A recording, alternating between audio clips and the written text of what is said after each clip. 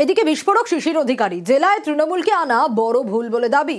বিজেপির সভায় দাবি কাথির প্রাক্তন সাংসদের, ভুল করেছিলাম, ক্ষমা করবেন। মন্তব্য শিশিরের, নাটক বলে পাল্টা কটাক্ষ তৃণমূলের।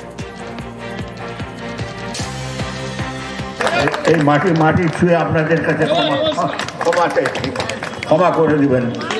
একটা ভুল পথে চলে গেলাম এবং সেই ভুল পথে আপনাদের সঙ্গে নিয়ে গেলাম, আপনাদের আমরা করতে পারলাম, আমরা চোখ থেকে ঠস করে জল পড়ে যায়। আমি ভুল করেছিলাম, আপনাদেরকে সেই পথে চালিত করেছিলাম, আপনারা ক্ষমা করবেন। ক্ষমা করে 26 সালে একবারে পরিষ্কারভাবে ভারতীয় জনতা পার্টিকে নিয়ে আসুন মোদীজির নেতৃত্বে।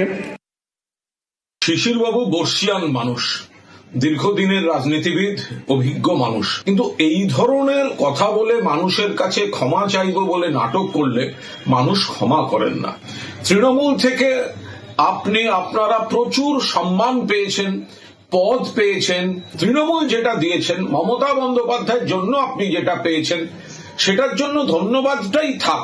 বাকি কোন কম্পালশনে কি করতে হচ্ছে সেটার সঙ্গে এই ধরনের নাটুকে সংলাপ বোধহয় বর্জন করা ভালো।